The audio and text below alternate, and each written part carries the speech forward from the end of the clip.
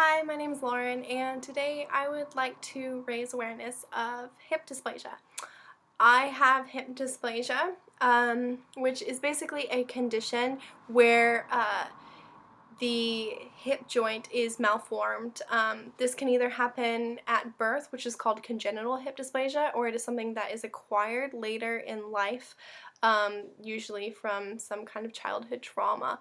There are three different types of hip dysplasia. There is acetabular hip dysplasia, and this is when the hip socket is too shallow or malformed in some way. So if you imagine an ordinary hip, they fit together like a glove. The ball is shaped like a ball called femur head, and the acetabular or the hip socket perfectly cups this. In a shallow socket, the hip won't be covered at all, and so sometimes it can dislocate or move to the side.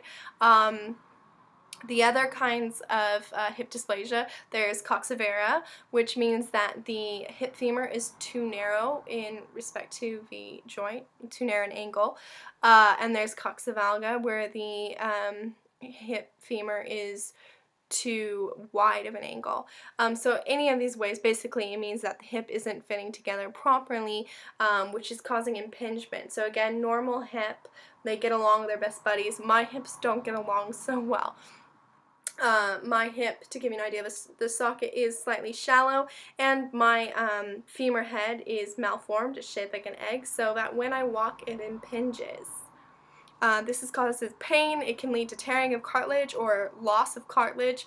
I have bone spurs, and yeah, it leads to arthritis as well, so it's not a fun condition.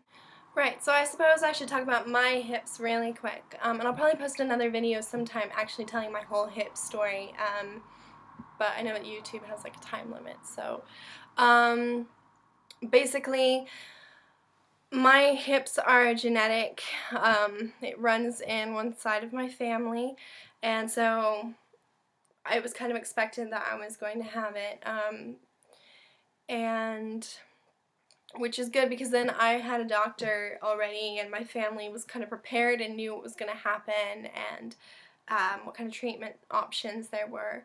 So when I was 14 years old, I underwent a PAO, which stands for a periacetabular osteotomy, which is a tongue twister for basically altering my hip joint and rotating it under the socket so that there wasn't as much impingement. And this basically buys time. It kind of stops the rubbing, which can cause arthritis, and it kind of saves your cartilage and things, and gives you time for your bones to grow, and is less invasive than having a full-on hip replacement, which is where they replace your hip and socket with artificial ones, which are going to be more durable and obviously the proper shape. So yes, I had a PAO on one side. Decided not to do the left side because I was entering my late teens, and I kind of figured, well, I might just save it for an actual replacement. I was kind of shallow then, and I was like embarrassed by the scar because I do have like a foot-long incision on my right side, and I was like, oh, I don't want another one. Now, to be honest, I'm kind of like proud of my scar. I'm like, oh, it's battle wounds, and I'm really proud of my hip dysplasia. I mean, it's not something that I would like say, you know, oh, I wish this upon you, because there's days when it really sucks, but it is something that has made me me, and I definitely think it strengthens character. I think anyone who has to go through any kind of adversity is going to experience something, and I think everyone should have something in their life that makes them stop and think, and it's definitely taught me not to take things for granted. Simple things like walking, just walking, it was huge for me, because there was a time when I couldn't even walk up the stairs without help. My hips are getting worse, which is normal, you know, as you advance. It's just like getting older. So I am going to have to eventually have hip replacements. If I could describe hip dysplasia in one word for someone, it would be pain. There's a lot of it, and the worst part about it is that people can't see anything wrong with you on the outside. Most people with hip dysplasia don't even have a limp, and so when they see you kind of like, you know, going ow or whatever, they're like, geez, what's wrong with that person? You know, they're a little bit weird. So one thing that you can do if you're a friend of someone with dysplasia is definitely know that just because nothing looks wrong, there still might be something wrong. And a lot of times someone with hip dysplasia might be too shy to talk about it. I know I feel really embarrassed to kind of admit to my friends that there's some days when I can't walk. But because of this, I've received a lot of bullying because I haven't shown up to classes and things because I can't.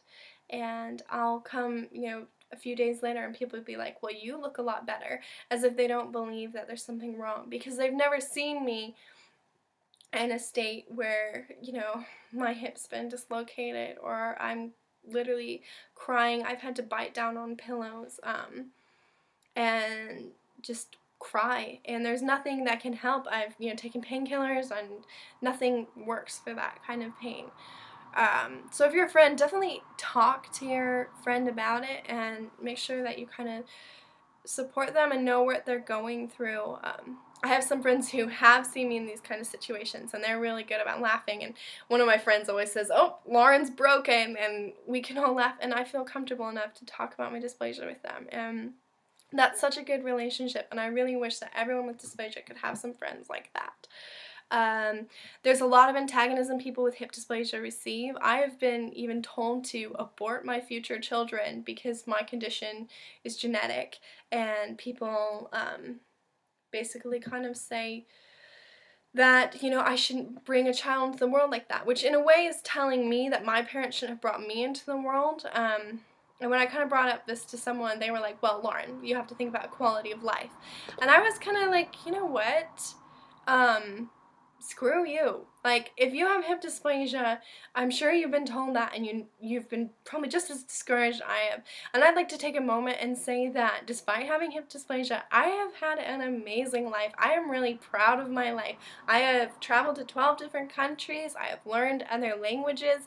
I have hiked mountains. I've snowboarded. I have been in plays. I've done loads of stuff, hiking, biking, whatever, you name it. And you know what? That's not really a quality of life, actually. A quality of life isn't what you do, it's what you have. And if you have a family or friends who love you, if you've got new pets, if you have hobbies, if you can even have, words to a favorite song and something to cheer you up in the day, I'd say you've got a good quality of life.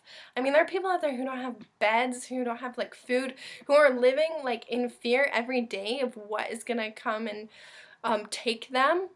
And seriously, if you have a computer and you're watching this, your life has to have some quality to it, no matter what you think. And so, I just like to give encouragement to anyone out there who has hip dysplasia to not believe those lies. Like, you are beautiful and the world wants you, and I know that you're contributing something amazing. And I know that your friends and your family are all happy you're here. I'm happy you're here. And so please don't buy into all of that. One of the things that I found really helpful is joining online help groups that specialize in hip dysplasia. Hipdysplasia.org is a really good website with loads of resources. You can rant, because there are days when I do get discouraged, I'll be honest, and there's days when I'm like, why me? Like, I'm 21 and I can't go up the stairs. And I always get this really mopey thing like, what guy's ever gonna love me? I'm not even flexible. There's gonna be someone out there, and there's gonna be, opportunities for you out there. And it helps to talk to people who have been through it, who have made it, and who can be like, honey, I've seen the other side and it's all okay. And yeah, that makes me feel a lot better. So I would definitely advise, if you have hip dysplasia, to join some websites and get talking with people. Always be safe with your information. Don't tell people where you live and all that. And if you're a friend, just talk to your friend. Make sure that they feel supported and loved, and kind of try to develop maybe a relationship that if they are in pain, that they can call you and you can show up. Please don't tease someone until you have a really good relationship with them. It's hard enough as it is, so we could use all the support that we can get. Get it, support, because my hips aren't supported. Ha ha ha. Okay, sorry.